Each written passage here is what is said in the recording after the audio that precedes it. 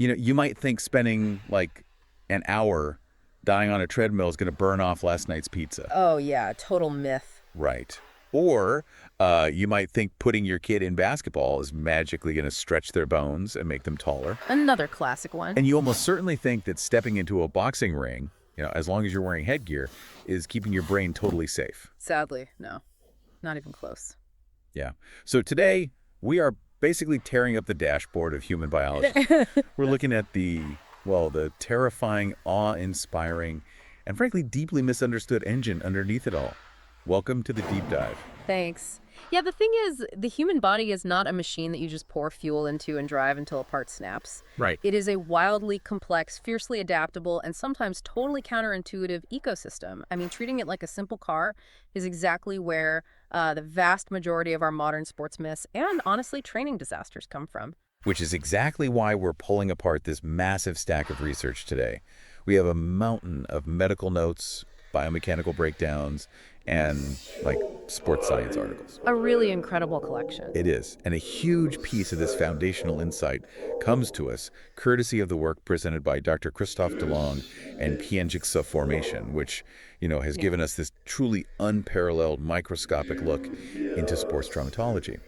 Our mission today is to decode this physiological machinery. It's vital we do, because when you fundamentally misunderstand the biology of effort, you aren't just, failing to reach a personal best on your weekend run. Yeah. You are actively engineering your own physical destruction. Wow. Okay, so let's jump straight into the genetic lottery, the foundation of everything we do physically. The blueprint, yeah. Right. And there is a statistic in these sources that completely upended how I watch sports now. The left-handed one. Yes.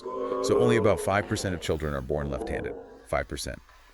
But if you look at elite tennis, fencing, boxing, table tennis, left-handers are absolutely everywhere. They really are. They are massively overrepresented. So is this just because they're, weird to play against? Well, the weirdness factor is real, obviously, but the advantage actually begins deep within the architecture of the brain itself. Okay, how so? It comes down to neurological wiring. Specifically, a concept called brain lateralization. Lateralization. Yeah. In 95% of the population, the right-handers, the brain is highly lateralized. It operates on a very strict division of labor. So kind of like specific chores are assigned to specific rooms in the house. Precisely. For a right-hander, the right hemisphere of the brain is the primary command center for organizing movement, spatial awareness, complex physical actions. Okay. But the left hemisphere is more dedicated to speech, logic, and language processing. And because the body's wiring crosses over, that right hemisphere is controlling the left side of the body, and the left hemisphere controls the right hand. Right. Which means when a right-handed tennis player wants to hit a complex, spatially demanding forehand, the spatial calculation happens in the right hemisphere. Yeah. But the motor command for the right arm originates in the left hemisphere. So the signal has to travel across the corpus callosum, the bridge between the two halves of the brain. Let me guess. Lefties don't have that bridge toll to pay. Exactly. The medical sources reveal that left-handers simply do not possess this strict, marked lateralization. Really? Yeah, their brain functions, especially regarding spatial awareness and motor control, are much more evenly distributed.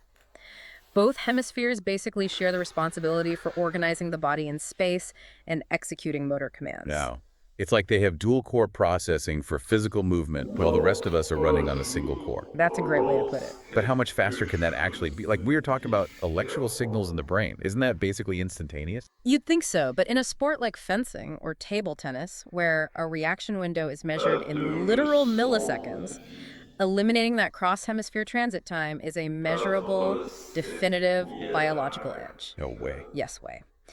Because the motor command and its spatial adaptation are happening concurrently across both hemispheres, their physical reaction time is statistically faster. Unbelievable. But we can't ignore the geometry of the game either, right? Oh, for sure. I mean, I play a bit of tennis, and playing against the left-hander is honestly like playing a video game where someone sneaks in and inverts your controller settings. That is the perfect analogy. Right. The ball spins the wrong way, the angles are completely backward, and your brain just cannot process the unexpected geometry fast enough. Think about the pure math of human experience here. A right-handed athlete spends their entire life, like 95% of their matches, their sparring sessions, their drills facing other right-handers. Makes sense. Their peripheral vision, their muscle memory, their anticipation of where a punch or a serve will originate, it is entirely calibrated to a right-handed world. Oh, wait, but the left-hander lives in that same world. Exactly. So the left-hander spends 95% of their time practicing against right-handers too. Wow. The left-hander is perfectly comfortable in that asymmetrical matchup. They've seen your right-handed cross-court forehand 10,000 times. But you have only seen their left-handed serve what the sources call their pat volley, that crazy, completely mirrored trajectory, a fraction of that amount. Right. Your nervous system simply hasn't built the myelin sheath around the neural pathways required to recognize and react to that specific incoming angle. You are biologically and experientially outmatched before the referee even starts the clock. Okay, I am literally never betting against a southpaw again. Probably a safe bet. But speaking of being dealt an unfair biological hand speed, let's talk about sprinting. Oh, this is a tough pill to swallow for a lot of people. Yeah, because if I decide tomorrow that I want to run the 100-meter dash in the Olympics, and I hire the best coaches, eat perfectly, and train for 10 years, I can do it, right? Hard work beats talent. Well, the physiological data in these texts is ruthless on this point. True, explosive sprinting ability is not forged on the track. It's not. No, it is determined in the womb. It is an inescapable genetic ceiling dictated by the cellular composition of your muscles. You're talking about fast-twitch muscle fibers, aren't you? Yes. Human skeletal muscle is primarily a mix of slow-twitch fibers, which burn oxygen efficiently for long, sustained endurance efforts, and fast-twitch fibers, which contract violently and rapidly without needing oxygen. The anaerobic lactic energy system. Exactly. And the crucial unyielding fact is that the ratio of these fibers is determined by your genetics. You cannot train your body to manufacture new fast-twitch fibers out of thin air. Hold on. If I do heavy squats and explosive box jumps for 5 years, my legs get visibly bigger and more powerful. Am I not building fast-twitch fibers? You are increasing the diameter of the fast-twitch fibers you were lucky enough to be born with. You are hypertrophying them. Ah. You're also improving your neurological efficiency, like how many of those fibers your brain can recruit simultaneously. You can definitely become the absolute fastest version of yourself. Okay. But if you were born with a 70% slow twitch to 30% fast twitch ratio, no amount of squats will change that core blueprint. That's rough. And the sources say this is visible incredibly early, too. Like, you don't have to wait until someone is a teenager running track to see it. Oh no, a trained observer can spot a high fast twitch ratio in children as young as 5 or 6 years old. Really? How? It's visible in their natural cadence, just the explosive way their foot strikes the ground on a playground. Plus, the texts mention a brutally simple diagnostic tool used in adolescence. Which is? The standing vertical jump test. Wait, just jumping straight up into the air. No running start. None. Just a pure, stationary, explosive upward propulsion of your own body mass against gravity. And that works. Yeah, if a teenager cannot generate massive instant force in a vertical plane, they will absolutely never generate it in a horizontal plane on a running track. It is a direct, undeniable measurement of their fast twitch fiber density. But surely the shape of the body matters, too. If we're looking at morphotypes, you'd think a giant, long-limbed person would automatically be faster just because their strides are massive. Mechanically, yes. A long limb creates a greater moment of force. A tall athlete who can rapidly cycle long legs will cover immense ground. Like Usain Bolt. Usain Bolt is the ultimate modern manifestation of this long-limbed, high-frequency morphotype. But the text specifically contrasts Carl Lewis and Ben Johnson. Yeah, a perfect example. Carl Lewis was that classic, elegant, tall, long-limbed morphotype.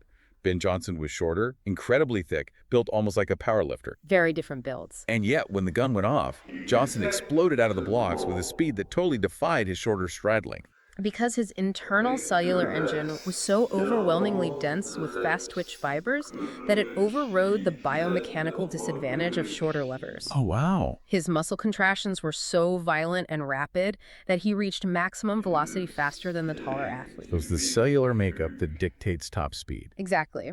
It proves that while your skeletal shape dictates how you move, your cellular makeup dictates how fast you can possibly move it.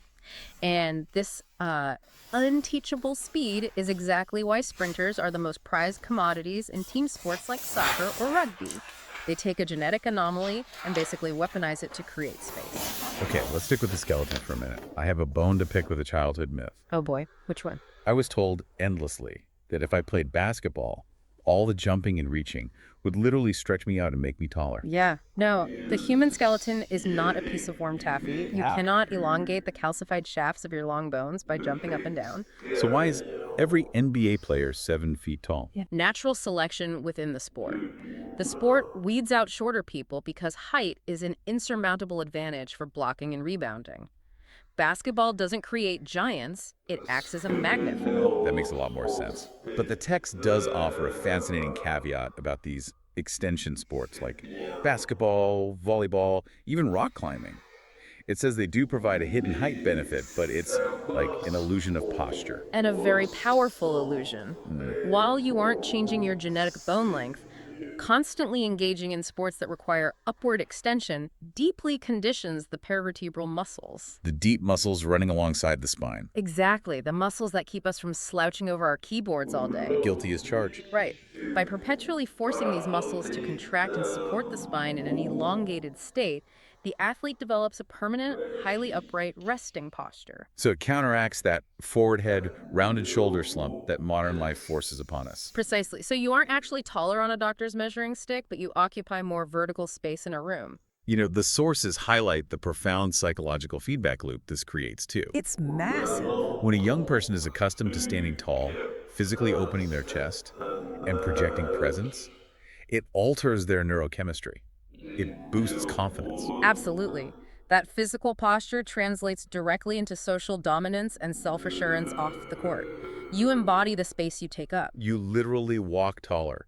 Now, we can't talk about biological blueprints without addressing the massive divergence that happens at puberty. Right, a critical fork in the road. The medical reality presented in the sources is quite stark regarding gender differences in physiology. It really is. Prior to puberty, the physical performances, lean mass, and baseline strength of boys and girls are remarkably parallel. But then the hormones flood the system. Exactly. In males, the onset of puberty triggers a massive surge in testosterone. This hormone acts as a powerful anabolic agent, directly stimulating muscle protein synthesis. Meaning more muscle. Huge amounts. It leads to a dramatic increase in lean muscle mass, greater bone density, and a cardiovascular system that generally develops a larger heart and higher lung capacity. And for females. The dominant hormonal shift involves estrogen, which naturally promotes a higher ratio of essential fat mass. Now, this isn't a flaw, right? Not at all. It is a vital biological mechanism prioritized for reproductive health and energy storage. But from a purely athletic standpoint, it means the female body carries more non-contractile mass. Non-contractile mass, meaning weight that doesn't actively help push, pull, or run. Precisely. Post-puberty, men simply have a baseline metabolic and mechanical advantage in both pure endurance and explosive strength due to this higher power-to-weight ratio. Now, the sources make a fascinating sociological observation here.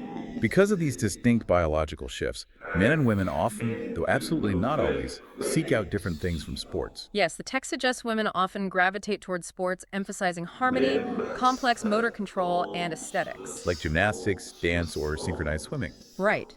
Whereas men tend to cluster in sports focused on pure performance, absolute strength, or territorial combat. But it's important to note, this is a statistical trend observed in the sports medicine community. The author explicitly notes this is an observation of general tendencies, not a prescriptive rule. Completely. It doesn't mean a woman can't be a terrifying mixed martial artist, or a man can't be a world-class ballet dancer. Right. The biological averages exist, but human desire and individual genetic outliers cross those lines all the time.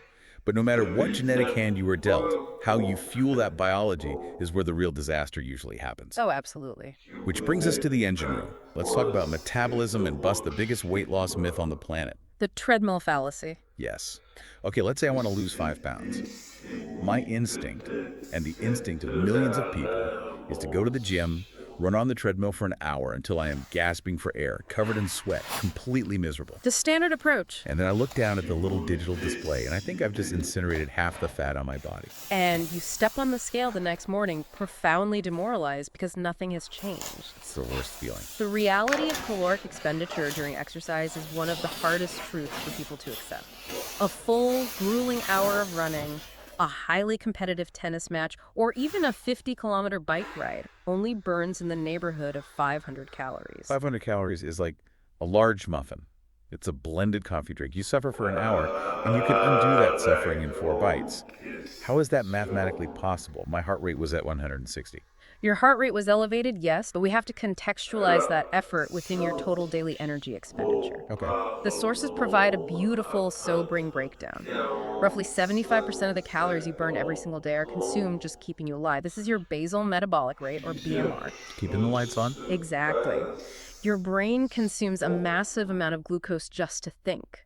Your liver, your kidneys, your resting heart muscle, your lungs, they require constant energy just to maintain cellular integrity while you are lying perfectly still in bed. Wow. Add to that another 10% for thermogenesis, the energy required to physically digest the food you eat and maintain your core body temperature. So that leaves almost nothing for actual movement. It leaves roughly 15 to 20% of your daily caloric burn dedicated to voluntary physical activity. Walking to the call, typing on a keyboard, and yes, that agonizing hour on the treadmill. That's depressing. The actual physical act of exercising represents a minuscule fraction of your total energy output. But what about the sweat? You see people wearing those heavy trash bag suits to sweat more because they think sweat equals fat melting. Sweat is merely an emergency thermal regulation system. When muscles contract, they generate heat as a byproduct. Right. If that heat isn't dissipated, your brain will literally cook inside your skull. Sweating pushes water onto the skin so it can evaporate and cool the blood. So it's just water. You are losing water weight, which you will immediately regain the second you drink a glass of water. You are not sweating out lipids. So if cardio barely burns any calories, what is the point of exercise for weight loss? I thought about this and I came up with an analogy. I'd love to hear it. Think of your body like a car. People treat the gym like they are taking their car out onto the highway and driving it at 100 miles an hour just to try and burn off all the gas in the tank. But as we just learned, the drive itself doesn't actually burn that much fuel. That is a brilliant way to frame it. So what is the actual value of the gym in this analogy? The value isn't the drive. The value is that by doing the right kinds of exercises, specifically building muscle, you are pulling the car into the garage and upgrading the engine. You are swapping out a tiny 4-cylinder engine for a massive V8. Precisely.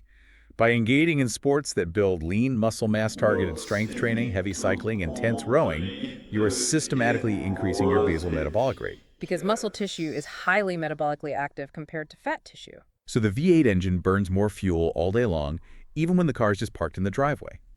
By building muscle, I am burning more calories while I am sleeping, while I am watching TV, while I am eating. The workout is just the mechanic installing the bigger engine. It shifts the entire paradigm. The workout isn't the calorie deficit. The workout is the architectural blueprint for a more expensive metabolism. That makes so much sense. This is why the medical sources prioritize building lean mass over simply torturing yourself with endless low-intensity cardio if long-term weight management is the goal. But we can't ignore the fact that weight, even an extra pound of it, is an absolute nightmare in professional endurance sports. The sources get incredibly granular about professional cycling. Oh, in endurance sports, gravity is the ultimate enemy. The critical metric is the power-to-weight ratio measured in watts per kilogram. Right. The energy required to move a mass forward, and particularly up a mountain incline, is directly mathematically proportional to how much that mass weighs. The texts talk about legendary cyclists like Laurent Fignon and Miguel Indurain. They say a variation of a single kilogram, like 2.2 pounds, basically the weight of a water bottle, can dictate the entire outcome of a classic race. Because the effort is cumulative. If you are carrying 1 extra kilogram up a 15-kilometer alpine ascent, you are constantly generating extra wattage just to fight gravity for that specific kilogram. Over and over. Over the course of a 3-week Tour de France, that single kilogram demands an astronomical amount of wasted energy. The sources note that carrying just 4 extra kilograms, which to a normal person is barely noticeable, will cause a professional cyclist to miss the time cutoff on a mountain stage and be instantly eliminated from the race. It is a terrifying physiological tightrope. They have to strip away absolutely every ounce of subcutaneous fat without ever tipping over into a caloric deficit that causes the body to cannibalize the actual muscle tissue they need to generate power. And while they're balancing that razor's edge of weight, they are simultaneously managing the most volatile fluid dynamics possible. Hydration. Oh, hydration is key. Let's talk about water. The rule of thumb in the texts is you need 1 milliliter of water for every single calorie you burn. Which means a moderately active adult needs an absolute minimum of 3.5 liters of water a day. And that scales drastically upward with intense exercise or heat. My immediate reaction to that was, why do I need a rule? Why do I need to measure it? I have millions of years of evolution telling me when I need water. It's called thirst. I'll just drink when I'm thirsty. And that evolutionary instinct will betray you on a running track. You will. Thirst is a survival mechanism designed to keep you from perishing in a drought. It is not designed to optimize athletic performance. The medical reality is that the sensation of thirst is a lagging indicator. A lagging indicator. It is delayed by 10 to 20 minutes from the actual cellular onset of dehydration. Wait, so by the time my brain actually says, hey, I'd like some water, I am already deep in the red zone. You are already mildly dehydrated. Your blood volume has already begun to drop. Your heart is already working harder to pump that thicker blood, and your core temperature is already rising. If you wait for thirst, your performance metrics have already measurably degraded. The protocol demands proactive hydration, drinking half a glass of water every 20 minutes, starting 3 hours before the event even begins. And if you fail to do that, we get to the bane of every athlete's existence. The cramp, we've all seen it. A soccer player makes a sprint in the 89th minute, and suddenly they collapse, grabbing their calf, screaming in agony. A terrible sight. What is actually happening inside that muscle? Because it's not just the muscle getting tired, is it? No, a cramp is a catastrophic chemical failure within the microenvironment of the muscle fiber. When you exercise intensely, particularly anaerobically, the muscle produces lactic acid as a byproduct of burning glucose. That's the burn you feel when you do too many push-ups, right? Yes. Normally, if you are well hydrated, the blood flow flushes this lactic acid away. But if you are dehydrated, the blood volume is low, the capillary beds constrict, and the lactic acid gets trapped in the muscle. Uh-oh. This causes a severe drop in the local pH. The muscle environment becomes highly acidic. Pouring battery acid into the engine. Concurrently, the intense sweating has depleted your cellular stores of essential electrolytes, specifically potassium and magnesium. And those are important because These minerals operate the intricate chemical pumps that allow a muscle fiber to relax after it contracts.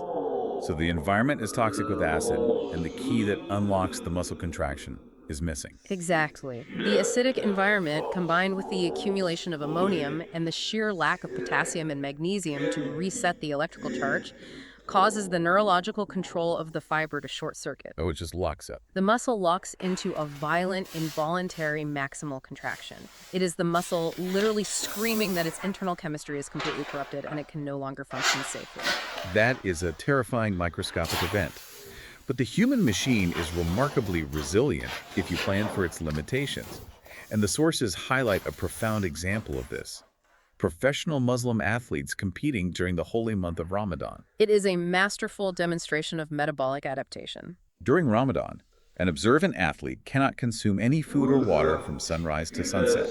To the average person, maintaining elite, high-intensity training under a total daytime fast seems physiologically impossible. Right. If dehydration causes catastrophic chemical failure, how does a soccer player run for 2 hours in the afternoon sun without water? Exactly. By completely inverting their biological clock and macronutrient strategy in tight collaboration with medical teams, they cannot rely on the standard eat a banana before practice routine. So what do they do? They shift their heaviest cardiovascular and strength training loads to the deep nighttime hours when aggressive rehydration and refueling are permitted. So they train at like 2:00 a.m. Often, yes. And their pre-dawn meals are heavily engineered. They avoid simple sugars that cause an insulin spike and subsequent crash. Okay. Instead, they focus on complex, slow-release carbohydrates and specific fats that digest agonizingly slowly, providing a sustained, trickle-down release of glucose into the bloodstream that lasts through the daylight fasting hours. That's brilliant. It proves that biology can adapt to immense cultural and religious demands, provided the biochemical rules of the engine are respected. But fueling the engine and timing the engine is only half the battle. We have to talk about where we drive the car. The external environment. Let's move out of the kitchen and into the city. Environmental hazards introduce a completely new layer of physiological stress. If you live in a city, you see it every morning. People jogging right alongside 4 lanes of gridlock traffic. I always look at them and think, you're breathing in pure diesel exhaust. You're doing more damage to your lungs than you are doing good for your heart. Are city runners just slowly poisoning themselves? It's a highly intuitive fear, and the media frequently amplifies the terror of urban pollution. So it's not that bad.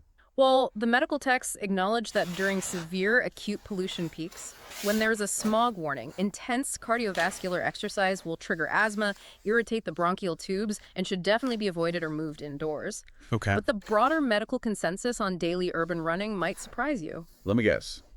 We have a built-in air purifier. We have a spectacularly effective one.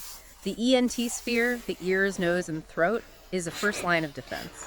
The nasal cavity is lined with mucus and microscopic hairs called cilia that trap larger particulate matter before it ever reaches the trachea. And what about the microscopic stuff gets through? Once inside the lungs, the mucosal linings and specialized immune cells called alveolar macrophages act as a biological cleanup crew, engulfing and neutralizing a significant portion of the remaining pollutants. The body is incredibly robust at filtering out airborne garbage. So running next to a bus isn't a death sentence. No, and here is the most critical medical takeaway from the sources. It is a risk-benefit analysis. The profound cardiovascular benefits of the exercise, the lowering of blood pressure, the clearing of arterial walls, the metabolic upgrade we discussed, combined with the massive psychological release that running provides for a stressed city dweller, vastly, overwhelmingly outweigh the microscopic risks of inhaling ambient urban exhaust. Wow. So a sedentary person sitting in a perfectly clean, HEPA-filtered room is actually dying faster than the person jogging through moderate city smog. Unquestionably. However, the sources throw down a massive, flashing red caveat regarding the city. What's that? While urban running is a net positive, urban cycling is a different equation entirely. Because you're breathing deeper. Because of the physics of 2-ton metal boxes. The texts explicitly state that the physical trauma risk from automotive traffic completely overshadows any cardiovascular benefit. The air won't kill you, but the distracted driver running a red light absolutely will. That is a dark reality check. But speaking of lungs and poisoning, we have to confront the most insidious, persistent myth in the entire text.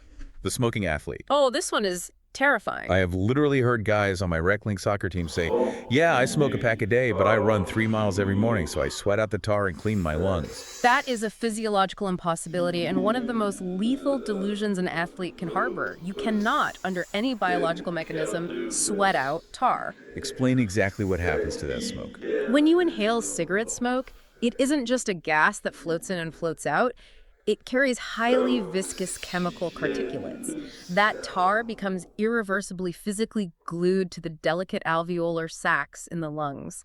It destroys the cilia that are supposed to sweep the lungs clean. So running doesn't dislodge it? Not at all. A Sunday jog does not scrape tar off bronchial walls. The progressive destruction of lung tissue, the trajectory toward chronic obstructive pulmonary disease, emphysema, and lung cancer remains entirely uninterrupted by your weekend 10K. Jeez. But the sources highlight an immediate danger that is far more terrifying than long-term lung cancer. It's the heart. Specifically, the coronary arteries. These are the small blood vessels that wrap around the outside of the heart and supply the actual heart muscle with oxygenated blood so it can keep pumping. And what does smoking do to them? Smoking violently accelerates the creation of atheromatous plaques. The carbon monoxide in cigarette smoke damages the endothelial lining of these arteries, allowing cholesterol and fat to infiltrate the vessel wall. Over time, these form hard, fatty, calcified blockages inside the pipe. It literally clogs the fuel line to the engine. Now, combine that clogged pipe with explosive exercise. A heavy smoker decides to sprint after a tennis ball. Their heart rate spikes to 170 beats per minute. The heart muscle is screaming for oxygen to maintain that rhythm. But because carbon monoxide from the smoke also actively binds to hemoglobin, with 200 times the affinity of oxygen, I might add, the blood is carrying less oxygen to begin with. So the heart is pumping twice as hard, pushing oxygen-depleted blood through a pipe that is 70% blocked by hardened fat. Exactly. And the sheer physical force and sheer stress of that increased blood pressure can cause the fragile fibrous cap of that plaque to tear open. The moment it tears, the body rushes platelets to the site to heal the cut. And a blood clot forms inside the artery. The clot instantly occludes the entire artery.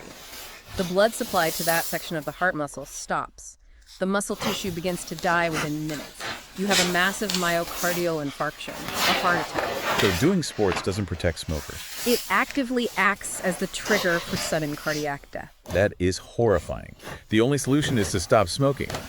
But the text explores the dark irony of what happens when an athlete actually tries to quit. The transition is medically perilous for an athlete. Nicotine is a potent central nervous stimulant and a profound appetite suppressant. It artificially elevates your basal metabolic rate. So the moment you take the nicotine away, The metabolism downregulates slightly, but more dangerously. The sheer mechanical hunger and the psychological need for an oral fixation skyrocket. The athlete replaces the cigarette with snacks. The medical texts note that a sudden weight gain of 5 to 10 kilograms is incredibly common during smoking cessation. and if you are a competitive runner or cyclist, suddenly strapping a 20-pound weight vest onto your body destroys your performance. You feel sluggish, your joints hurt, your times plummet. Paradoxically, you feel infinitely worse than when you were smoking a pack a day. Which leads to tragic relapse rates. The athlete returns to the cigarettes simply to utilize nicotine as a weight-cutting drug. That's so sad. This is exactly why the sources insist that smoking cessation in athletes cannot be handled merely with a nicotine patch. It requires aggressive, preemptive nutritional counseling to manage the transition without ruining the athlete's power-to-weight ratio. Okay, let's leave the smog and the smoke behind. I want to talk about something that is universally considered the healthiest, safest environment possible: The swimming pool. the swimming pool. If anyone has back pain, a knee injury, or is recovering from surgery, the immediate advice is just get in the pool and swim. But the sources drop a massive curveball here. The blanket prescription of swimming for back pain is sloppy medicine and often actively harmful. The text makes a massive distinction between the strokes. It says the crawl freestyle is fantastic for the back. Why? Because of the physics of buoyancy and alignment, when you swim the crawl correctly, your face is in the water. Your entire spine, from the cervical vertebrae in your neck down to your lumbar spine, is in a neutral, horizontal plane. Like lying flat on a bed. Exactly. The water supports your body weight, removing gravity's downward compression on your spinal discs. And the gentle rotational body roll required for the crawl rhythmically activates the deep core and paravertebral muscles. It is essentially active, weightless decompression. But here's the problem. Most casual swimmers don't want to put their face in the water. They don't want to deal with goggles or breathing techniques, so they swim the breaststroke, keeping their head completely above the surface like a turtle. And that posture is a biomechanical disaster for an injured back. To keep your head entirely above the waterline while your arms and legs are sweeping beneath you, you are forced to violently hyperextend your cervical spine, craning your neck backward. Consequently, your hips drop, causing a profound lordosis or arching of the lower back. You are pinching the vertebrae together. Exactly. You are forcibly compressing the posterior elements of the lumbar spine against the formidable resistance of the water with every single stroke. If a patient with existing lumbago or a herniated disc uses the breaststroke to heal, they are literally driving the damaged tissues further into dysfunction. A perfect example of the right environment with the wrong mechanics causing destruction. But we also have to talk about the physical environment of the pool. Let's talk about warts. Mollusca contagiosa. You go to a public pool, you get a wart on your foot. Everyone assumes it's because public pools are disgusting bacterial soup. It's a common misconception. Municipal pools are heavily chemically treated. The chlorine levels are generally sufficient to neutralize most pathogens in the bulk water. The issue isn't the hygiene of the water, it is what the water does to your anatomy. It turns you into a sponge. Precisely. Prolonged immersion in warm water causes maceration, a softening and breakdown of the stratum corneum, the thick, protective outer layer of skin on the plantar surface of your foot. Your skin gets soft and wrinkly. Yes. And then, with that biologically compromised, fragile skin, you climb out of the pool and walk barefoot on the rough, abrasive, non-slip ceramic tiles surrounding the deck. The tiles act like sandpaper. The friction creates thousands of invisible microtraumas, microscopic lacerations in the softened skin barrier. The virus that causes warts thrives in warm, humid environments where humans congregate. It is ubiquitous on pool decks. The water didn't infect you. The water and the tile worked together to kick the door open so the virus could simply walk into your bloodstream. That makes terrifyingly perfect sense. No. But as dangerous as the environment can be, the smog, the pool tiles, the smoke, the sources make a very dark turn here. They do. The most catastrophic damage doesn't come from the environment. It comes from our own psychological drive. When an athlete's desire to win or just to feel something overrides their biological limits, we cross from health into pathology.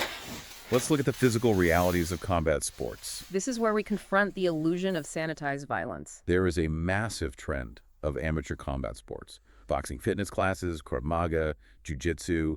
People put on headgear, wrap their hands, and think they're engaging in a safe, noble, disciplined pursuit. The traumatology reports in our sources dismantle that fantasy.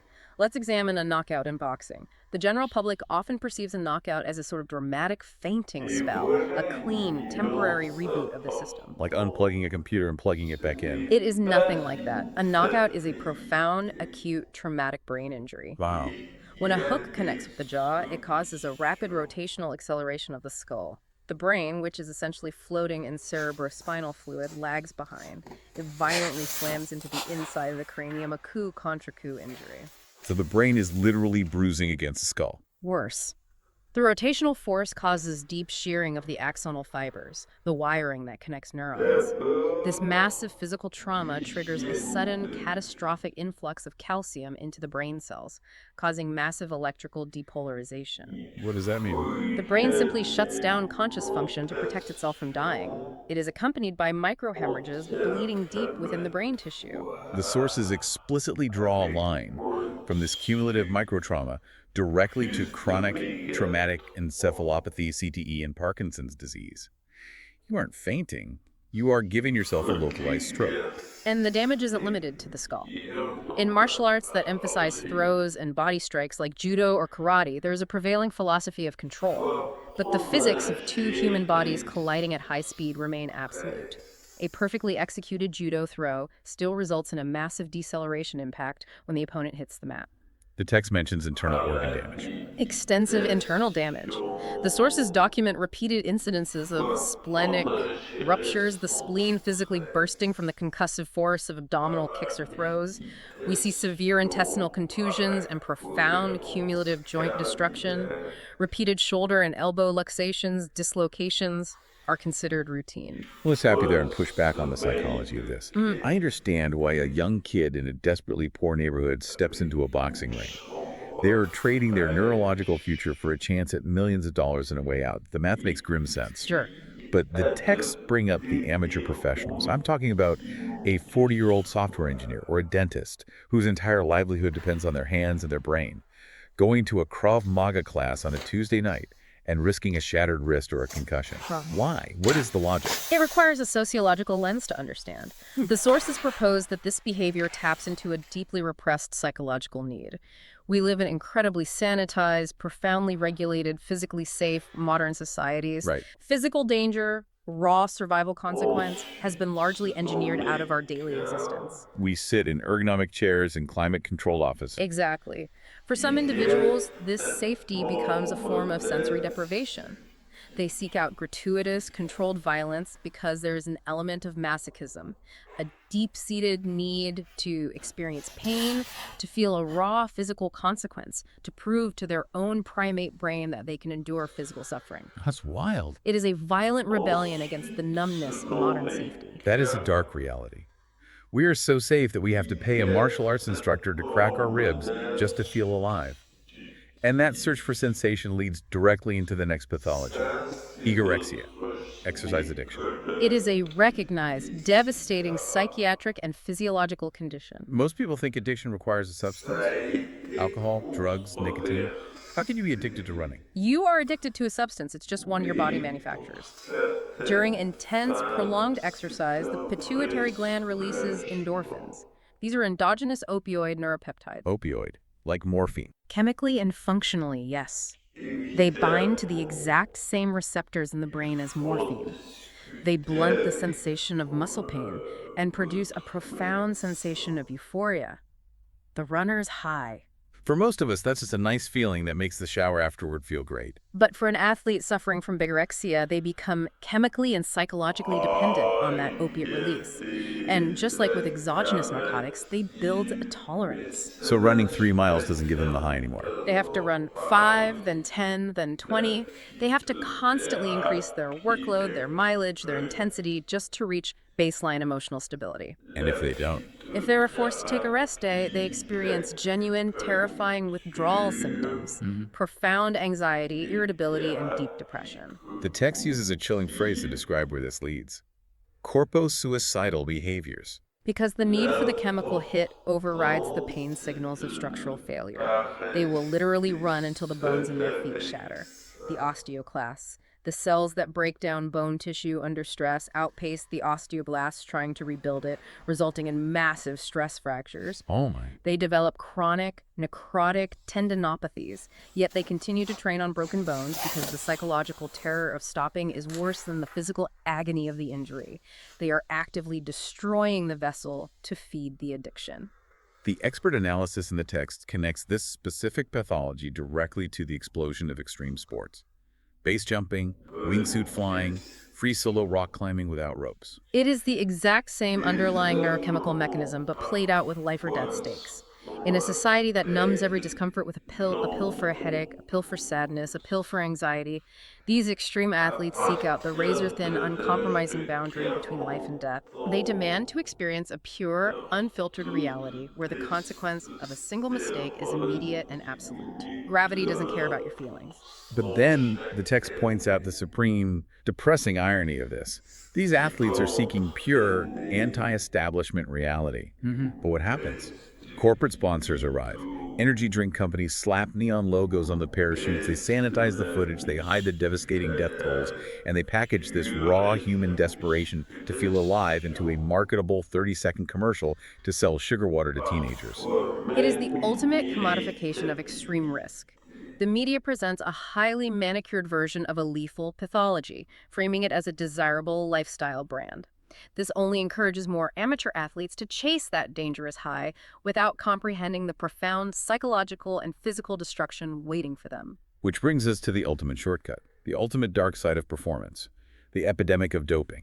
If you ask the average person on the street about doping, they picture a Russian Olympic laboratory or a Tour de France cyclist in a hotel room with blood bags. They think it's just the elite. That is a dangerous systemic misconception. The sources highlight studies suggesting that up to 10% of amateur athletes engage in some form of chemical doping. But the author makes a crucial philosophical point.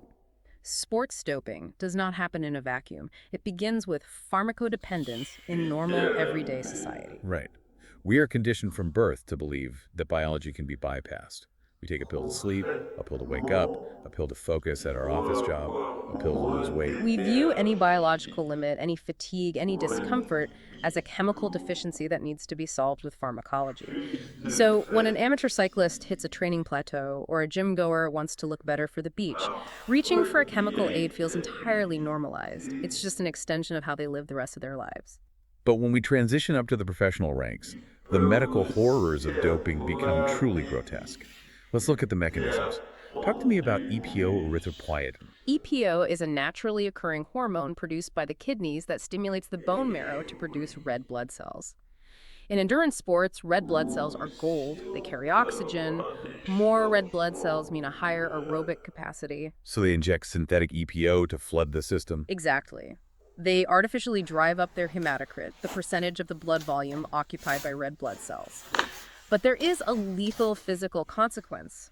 As you pack more and more solid cells into the blood plasma, the blood physically changes viscosity. It thickens. It turns from a liquid into a dense, viscous sludge. And the heart, which is just a mechanical pump, is now trying to push sludge through microscopic capillary beds. It requires immense pressure. This massively increases the risk of catastrophic blood clots, pulmonary embolisms, and strokes. The texts note the terrifying phenomenon of cyclists dying in their sleep. Dying in their sleep.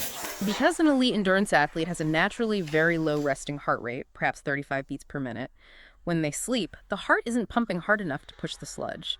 The thickened blood simply coagulates inside the veins, and the heart stops. They drown in their own thickened blood. What about bodybuilding, the aesthetic side of doping? The sources are definitive on this. The modern physique of a Mr. Universe, the sheer, mathematically impossible mass combined with paper-thin, translucent skin and near 0% body fat, is biologically, medically impossible to achieve without massive, coordinated pharmacological intervention. So it's not just chicken breast and broccoli. Not remotely. It requires extreme supraphysiological doses of synthetic anabolic steroids and testosterone derivatives to force the muscle to synthesize protein at an unnatural rate. This alone induces severe hepatotoxicity, liver destruction, left ventricular hypertrophy of the heart, and complete shutdown of the natural endocrine system. But getting massive is only half of it. They have to get dry before they step on stage. Which is arguably the more dangerous phase. To strip away every molecule of subcutaneous water so the muscle fibers are visible through the skin, they undergo highly dangerous cutting cycles. They use exogenous thyroid hormones to artificially accelerate their basal metabolic rate to dangerous levels. That sounds awful. Then they use extreme prescription diuretics to forcefully flush sodium and water from the body, risking profound electrolyte imbalance, acute renal failure, and immediate cardiac arrest on the competition stage. It is the ultimate perversion of the human ecosystem, turning the body into a toxic chemistry experiment just to hold a plastic trophy.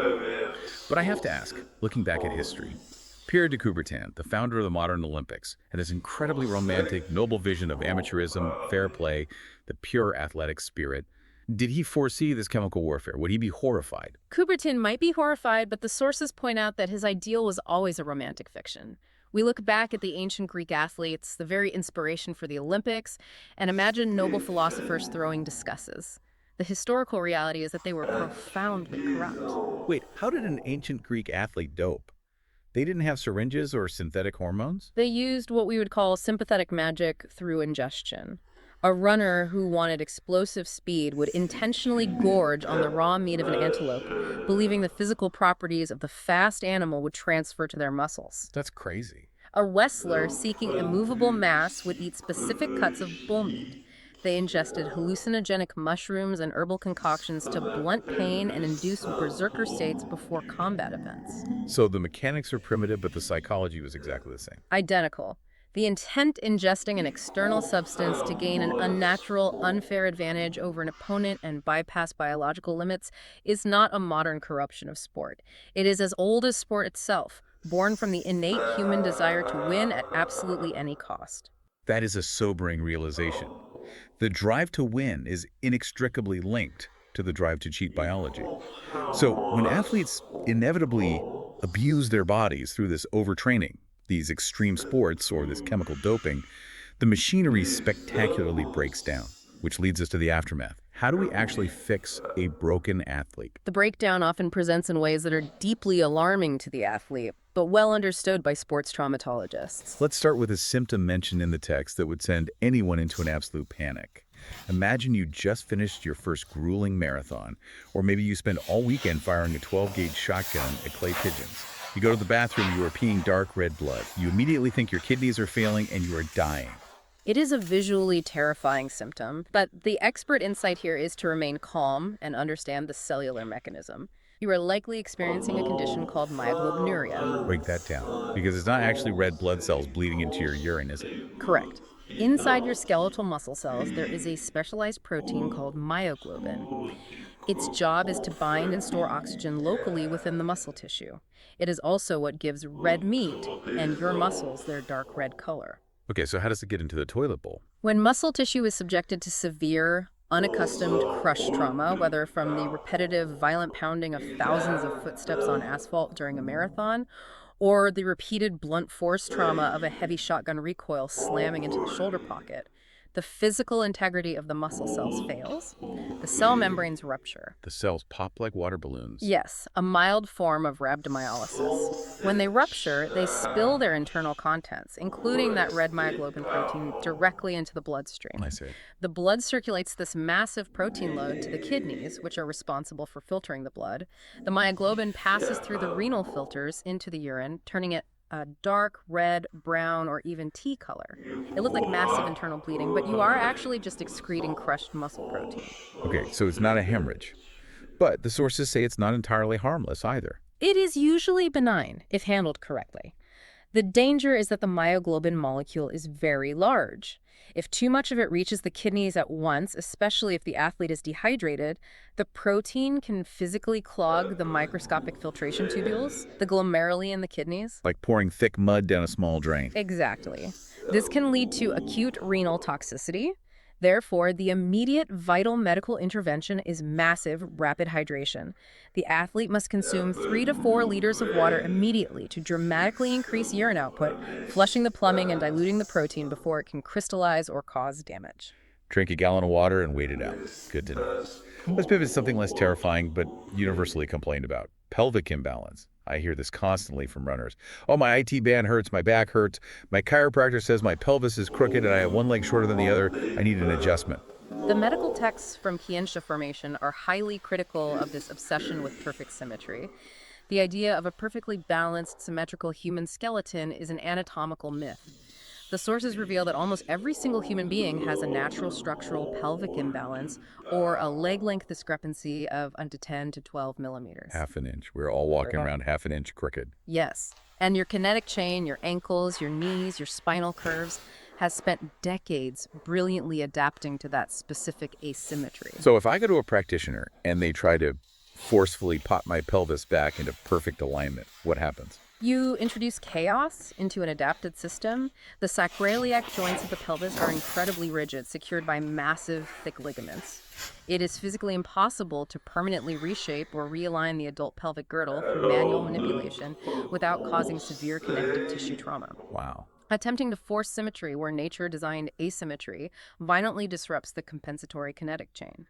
It often causes vastly more joint instability and pain than the original imaginary imbalance. So what's the fix if the imbalance is actually causing a problem? If intervention is genuinely clinically indicated, meaning the discrepancy is severe enough to cause functional breakdown, it should be addressed subtly from the ground up, typically through precisely engineered custom orthotic insoles in the shoe, not through violent manual manipulation of the spine. Speaking of functional breakdown in the legs, the sources discuss something called wiper syndrome. I love the visual of that name, even though it sounds awful. Clinically, it is known as iliotibial or IT band friction syndrome. It presents as an intense, stabbing, burning pain on the outside of the knee, highly prevalent in long-distance runners and cyclists. So if my knee feels like it's on fire on the outside, my instinct is just to stay off it for a month, let it heal. And that instinct is exactly why this injury ruins entire seasons. Rest alone does not fix the underlying mechanical friction. Explain the wiper mechanics. What is actually rubbing? The IT band is a thick, fibrous band of connective fascia that runs from your hip down the outside of your thigh, attaching just below the knee. As you repeatedly bend and straighten your knee thousands of times during a run, this tight band snaps back and forth across the bony prominence on the outside of the knee joint, the lateral femoral condyle. Exactly like a windshield wiper dragging across a dry piece of glass. Precisely. If the band is too tight or your biomechanics are slightly off, the friction generates immense localized inflammation. If you just rest, the inflammation temporarily subsides. But the moment you start running again, the tight wiper blades start scraping the bone again and the pain instantly returns. You have to fix the geometry. You have to aggressively stretch the fascia to lengthen the band. You use targeted anti-inflammatories to calm the immediate tissue swelling. And crucially, you make biomechanical adjustments, like changing the cleat angle on a bicycle pedal or altering your running cadence to literally change the angle of the wiper so it clears the bony prominence without grinding against it. Now, when a runner gets that stabbing IT band pain, their first instinct at the doctor's office is usually to demand a scan. Everyone wants a picture. Doc, give me the MRI so I can see what's torn. But the texts have a very sobering take on our obsession with medical imaging. We have come to profoundly over-rely on the machine, treating it as an infallible oracle. An MRI is a miraculous piece of technology, but fundamentally, it is dumb. What do you mean by dumb? It takes a perfect high-resolution cross-section of the inside of your bottle. It maps water molecules reacting to a powerful magnetic field. That is all it does. It shows everything. It shows every tiny anatomical anomaly you were born with, every harmless cyst, and every bit of asymptomatic wear and tear from living a normal life for 40 years. Right. If a radiologist looks at an MRI without intimate knowledge of the exact clinical story, how the injury happened, where precisely it hurts to the touch, what specific angles trigger the pain, the MRI is just a landscape of noise and artifacts. They might see a meniscus tear, that has been there pain-free for 10 years, assume that's the problem, and suddenly you are getting surgery on your knee when the pain is actually coming from your hip. Exactly. The sources emphasize that a thorough, hands-on physical exam by an experienced sports physician, palpating the tissues, testing the resistance of the joints, often combined with a cheap, dynamic ultrasound where the doctor can watch the tendons move in real time under stress, is frequently vastly superior to a static, silent MRI in diagnosing the true source of pain. Okay, that brings us to the actual healing. Let's talk therapies. First up, anti-inflammatories, NSAIDs. Now, there is a massive movement right now toward natural healing. The philosophy is that inflammation is the body's natural evolutionary response, sending blood, heat, and repair cells to the area. Therefore, taking a pill to stop inflammation interrupts the natural process, and we should just let it swell. It is a seductive, naturalistic argument, but in the context of severe sports traumatology, it is biologically misguided. The medical reality is that massive acute inflammation quickly degenerates into a pathological vicious cycle. Yes, the initial inflammatory cascade is necessary to initiate repair. But excessive, unchecked swelling within a confined anatomical space creates immense physical pressure. It gets off its own supply line. Exactly.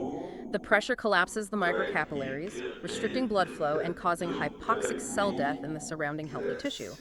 Furthermore, if you don't aggressively break that inflammatory cycle with targeted NSAIDs, which block the COX enzymes responsible for producing inflammatory prostaglandins, the tissue heals chaotically. The body panics and just throws spackle at the wall. It lays down dense, inflexible collagen fibrosis scar tissue. It forms painful microcysts within the tendon matrix. This poorly organized tissue lacks the elasticity of healthy tendon, practically guaranteeing that the injury will become chronic or rupture again under load. Intelligent use of anti-inflammatories controls the blast radius so the tissue can heal cleanly. So pills have a vital place. But what about injections? The text strongly critiques a practice that is very popular in some circles called mesotherapy. The expert consensus in the kinesiformation sources is highly critical of mesotherapy for deep sports injuries. What is it exactly? It involves a practitioner making dozens of tiny, very shallow, superficial injections of a cocktail of various drugs, often unknown mixtures of vitamins, anesthetics, and anti-inflammatories, into the skin directly over the injured area. That sounds reasonable. Put the medicine right on top of the pain. It's like trying to put out a fire in your basement by spraying a garden hose on your living room carpet. Because the injections are intradermal or barely subcutaneous, the medicine pulls at the surface. It never penetrates the fascial layers to actually reach the deep, burning tendon or muscle belly where the pathology exists. That makes sense. It lacks robust scientific proof of deep tissue efficacy, and it carries the risk of creating painful, permanent subcutaneous lumps and localized tissue necrosis from the pooled chemicals. So skip the tiny needles. What does real, effective sports physiotherapy look like? Because I assume it's not just lying on a table getting a nice Swedish massage with essential oils. True sports physiotherapy is hard, aggressive, and often agonizing work. It involves deep transverse friction massage, where the therapist uses their fingers to literally grind across the grain of the tendon to physically break up that bad fibrotic scar tissue we discussed. It involves isometric loading, forcing the injured muscle to contract maximally without changing length, to rebuild the neurological pathways and structural integrity without grinding the joint. And it utilizes advanced electrostimulation to forcefully recruit dormant muscle fibers that your central nervous system is trying to shut down out of protective fear. And if hands, heavy weights, and electricity aren't enough to fix it, the texts introduce the sci-fi tech. The cutting-edge modalities blew my mind. Let's start with extracorporeal shockwaves. This is a brutal but fascinating adaptation of existing medical technology. In the 1980s, urologists developed lithotripsy, using focused, high-energy acoustic shock waves to physically pulverize kidney stones inside the body without requiring an incision. And some sports doctor decided to point the kidney stone crusher at a human Achilles tendon. Essentially, yes. When a tendon is chronically deeply inflamed for months or years, the body sometimes gives up on healing it properly and instead responds by depositing calcium slates into the tissue. It creates a hard, highly painful calcification. It literally turns a section of your flexible tendon into a jagged piece of bone. So how do the shockwaves fix bone inside a tendon? The therapy involves pressing a specialized probe against the skin and delivering 2,000 to 4,000 intense focused acoustic shock waves at a rapid frequency of up to 15 hertz directly into the calcified mass. That sounds violently painful. It requires local anesthesia in many cases. Right. The acoustic waves cause violent microcavitation, tiny bubbles forming and collapsing with immense force inside the tissue. This physically shatters the calcification into microscopic dust that the body can resorb. Wow. More importantly, it creates deliberate, massive microtrauma. It takes a stagnant, chronic injury that the body has ignored, turns it into a fresh, acute bleeding injury, and aggressively restarts the body's stalled healing cascade, forcing it to lay down fresh, healthy tendon fibers. Unbelievable. We are shattering tendons with sound. And if we aren't crushing it with sound, we are freezing it with gas. Let's talk about hyperbaric gaseous cryotherapy. Ice packs and bags of frozen peas are fine for a minor bump, but they rely on slow, passive thermal conduction. They only penetrate a few millimeters into the skin. When a professional athlete suffers a massive acute joint trauma, a severe ankle sprain on the court, they need to halt the inflammatory cascade instantly, deep within the core of the joint. Enter the freezing gas gun. This technology blasts the injury with medical-grade carbon dioxide gas that has been cooled to negative 78 degrees Celsius, and crucially, it delivers it under high-pressure hyperbaric. Negative 78 degrees. That's colder than dry ice. The extreme cold, driven by the high pressure, penetrates deep into the articular tissue almost instantaneously.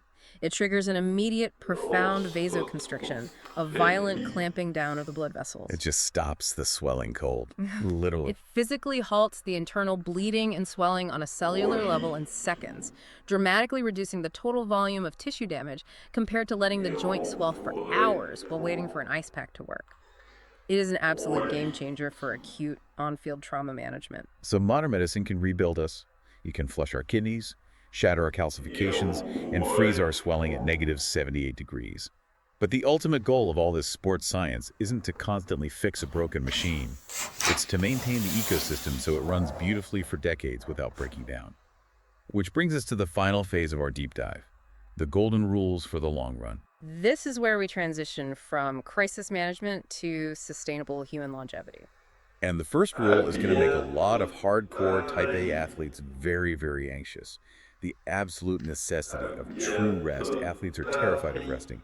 They think if they take a week off the bike or out of the gym, their fitness vanishes into thin air, they lose their edge, and their competitors will pass them. It is a profound, destructive misunderstanding of exercise physiology. The effort itself, the heavy lifting, the sprinting, the cycling, does not build your physical capacity. The effort breaks the body down. It severely depletes hepatic and intramuscular glycogen stores. It literally tears the ultrastructure of the muscle fibers, and it induces profound central nervous system fatigue. The gym is just the demolition site. Exactly. Muscle hypertrophy, cardiovascular expansion, and neurological efficiency are entirely constructed during the rest phases. That is when the physiological magic of supercompensation occurs. The body repairs the torn fibers to be thicker and more resilient, and it hoards larger reserves of glycogen to survive the next perceived attack. So rest is where the actual gains happen. The medical sources are adamant. A 4 to 6 week complete off-season is biologically mandatory for the endocrine and nervous systems of any serious athlete to reset. But they don't mean lying on the couch eating potato chips for a month, right? Because then you just get out of shape. The text mentions active rest. Yes, the concept of active recuperation. A professional tennis player shouldn't look at a tennis racket for a month. The specific asymmetrical wear and tear on their serving shoulder needs total cessation. But they should swim, surf, hike, or cycle. Active rest maintains general cardiovascular health and capillary density while allowing the highly specific, traumatized biomechanical structures of their primary sport to fully heal. And there was a massive mental component to the off-season, too. Arguably the most vital part. It forces the athlete to reconnect with nature, with their families, and with the sheer, unoptimized joy of physical movement without the crushing cortisol-spiking pressure of a stopwatch or a hyper-competitive opponent. It actively combats the psychological burnout that destroys just as many professional careers as shattered knees. Okay, so deliberate rest is mandatory. But the texts have a terrifying warning about the extremes of stopping and starting. Let's talk about what happens when a professional athlete officially retires from their sport. It is a catastrophic metabolic shock to the system. Think about a professional swimmer like Michael Phelps in his prime. He might be consuming and burning 8,000 to 10,000 calories a day. His entire endocrine system, his insulin sensitivity, his thyroid function, everything is heavily downgeared to process a massive, continuous energy flux. Okay. When he retires, the 6 hours of brutal pool training stop instantly. Mm. But the cellular metabolic momentum and the sheer psychological appetite do not turn off overnight. So the V8 engine is suddenly idling in the driveway all day, but the driver is still pouring 10 gallons of fuel into it every few hours. Exactly. Without aggressive, medically supervised nutritional tapering, retired elite athletes can gain 15 to 20 kilograms of fat incredibly rapidly, leading to rapid onset metabolic syndrome and depression. But the much more relevant and lethal danger for the everyday listener is the exact opposite scenario, the sudden restart. Oh, this is the classic midlife crisis fitness kick. If you're listening to this and you haven't laced up your running shoes since 2018, but you hit 40, panic about your waistline, and suddenly decide you are going to run a 10K next weekend to get back in shape, the medical data is begging you to stop. It is an incredibly dangerous impulse. The sources provide a chilling, tragic statistic. In France alone, sudden cardiac deaths during amateur sports claim roughly 1,000 lives every single year. 1,000 people dying on the side of the road while actively trying to get healthier. Why does that happen? Because after 5 or 10 years of a sedentary lifestyle, perhaps a poor diet, high stress, and potentially smoking, the cardiovascular infrastructure is deeply compromised. There is often undiagnosed atherosclerosis, stiffened arteries, and silent plaques forming near the heart. The myocardium, the heart muscle, is deconditioned. It's a weak pump attached to clogged pipes. Precisely. If you subject that fragile, compromised system to a sudden, brutal, high-intensity running routine, the sheer hemodynamic demand is overwhelming. The heart rate spikes to maximum, the blood pressure surges. The heart muscle demands oxygen that the clogged arteries cannot deliver. And that leads to a rupture. Yes, the sheer mechanical stress causes a silent plaque to rupture, or the electrical conduction system of the hypoxic heart simply misfires, leading to ventricular fibrillation. The heart quivers instead of pumping, and the runner drops dead of sudden cardiac arrest. So what is the medical rule? How do you safely rebuild the engine? A comprehensive medical checkup is absolutely non-negotiable for anyone over 35 attempting to restart intense sports. An EKG, a cardiovascular stress test on a stationary bike, a full lipid panel, you must know what the pipes look like, and the ramp-up must be agonizingly slow. The expert recommendation in the text is a 12 to 18-month slow progression. You start with swimming, cycling, or brisk walking, low-impact, steady-state cardio. You have to patiently rebuild the capillary density and the elasticity of the blood vessels before you ever attempt the violent, high-impact, high-intensity spikes of running or competitive sports. You have to rebuild the roads before you can drive the race car. That is a crucial warning. But I want to end on the positive side of the ledger, the scientifically proven long-term impacts of sustainable sports. Let's talk about the true holistic benefits, starting with blood pressure. The general wisdom is that sports lower blood pressure, but the medical distinction provided in the sources is critical. Dynamic sports like running, cycling, rowing, swimming, where large muscle groups move continuously through space, are highly beneficial. Right. They stimulate the release of nitric oxide in the blood vessels, causing them to dilate. Over time, this permanently decreases peripheral vascular resistance and significantly lowers resting blood pressure. But the text explicitly warns against a specific category of sports for people with hypertension. Yes, static or isometric sports. This includes heavy powerlifting, strongman training, or the intense gripping and holding phases of grappling sports like judo. Why are those bad for blood pressure? Because you are violently straining your muscles against an immovable resistance while often holding your breath, the Valsalva maneuver. This mechanically compresses the blood vessels inside the contracted muscles, causing massive, instantaneous, and dangerous spikes in arterial blood pressure. If you are already clinically hypertensive, deadlifting heavy weights is medically contraindicated. It is asking for a stroke. What about the psychological and hormonal benefits, stress and libido? They are deeply biologically intertwined. We live in a state of chronic, low-level psychological stress. Deadlines, traffic, emails. This means our adrenal glands are constantly pumping out adrenaline and cortisol fight-or-flight hormones. But because we sit at our desks, we never actually fight or flee. We are flooded with toxic stress chemistry with nowhere to put it. So sports are the chemical release valve. Exactly. Intense, dynamic physical exertion literally consumes that excess adrenaline. It burns off the circulating stress hormones, clearing the chemical anxiety from the bloodstream and resetting the nervous system.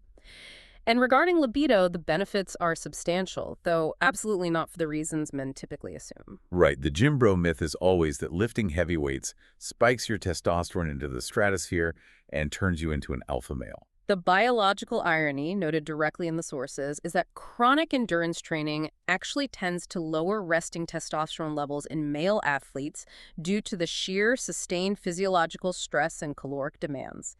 The massive boost in libido and sexual function doesn't come from hormonal spikes. It comes from entirely different mechanisms. So, Gerard? First, the profound reduction of systemic cortisol and stress, which is the absolute biological enemy of libido. Second, vastly improved endothelial health. Endothelial meaning the blood vessels. Yes. The same nitric oxide that lowers blood pressure by dilating arteries is exactly what is required for vasodilation during arousal. Maintaining a strong cardiovascular system and a healthy waist circumference, preventing the metabolic syndrome that destroys capillaries, are the two greatest, most scientifically validated protectors against erectile dysfunction as men age. It is a matter of superior vascular plumbing, not aggressive hormonal dominance. Fascinating. So, bringing this entire massive journey together, we want to avoid the ruptured spleens of combat sports, the Wiper syndrome of running, the blood pressure spikes of powerlifting, and the sheer joint destruction of everything else. Based on these exhaustive medical texts, what are the ultimate perfect sports for the human machine? The clinical consensus in the Kyenjisa formation traumatology sources points to two specific, unparalleled disciplines: cross-country skiing and rowing. Really, out of everything humans have invented, sliding on snow and pulling a stick in the water are the pinnacles of health. Why those two? Because they represent biological perfection regarding risk versus reward. They are truly full-body, dynamic, kinetic chains. In rowing, for instance, you are using the massive musculature of the legs to explosively push, while simultaneously using the complex muscles of the core, back, and arms to pull. You distribute the load across the entire organism. You upgrade the entire V8 engine at once. Yes, it creates immense cardiovascular demand and maximal metabolic upgrade without isolating or overloading any single joint. Furthermore, and crucially, they are zero-impact sports. Your feet never strike the pavement. There is no violent concussive pounding on the knees, the hips, or the fragile lumbar spine. They offer maximum physiological return with absolute minimum traumatological risk. And finally, they immerse the athlete in nature, which directly addresses the psychological need for connection, vast horizons, and profound stress relief. Cross-country skiing and rowing. The ultimate human maintenance protocols. Wow. This has been an absolutely staggering deep dive. We've unpacked the genetic lottery of fast twitch fibers, the neurological supremacy of left-handed brains, the terrifying reality of crushing our own muscles into our urine, and the dark, pathological depth of extreme doping and exercise addiction. And we've seen how modern medicine can freeze our injuries at negative 78 degrees. It is a vast, intimidating, and incredibly beautiful landscape. But as we close this out, I want to pose something that builds on everything we just talked about. We spent this entire time talking about the biological limits we were born with, the fast twitch fibers, the brain lateralization, and the extreme lengths, like doping, that athletes go to in order to bypass those limits. But here is something to ponder as you leave today. We are entering the era of CRISPR and direct gene editing. Very soon, the genetic lottery of fast twitch fibers won't be a lottery anymore. It will be a sequence you can artificially edit into an embryo, or perhaps even an adult muscle cell. When biology is no longer destiny, but simply a customizable software package, what actually happens to the spirit of sport? If everyone is genetically engineered to be perfect, are we still celebrating human achievement, or just holding a contest for the best bioengineers? A profound, unsettling frontier. We will have to redefine what it means to be an athlete altogether. Something to chew on during your next workout. I want to thank you, the listener, for sticking with us through this incredibly deep dive into the machinery of you. Take these insights, maybe skip the breaststroke, go for a walk, and just take a moment to appreciate the absolute, chaotic, brilliant biological marvel that is your own ecosystem. See you next time.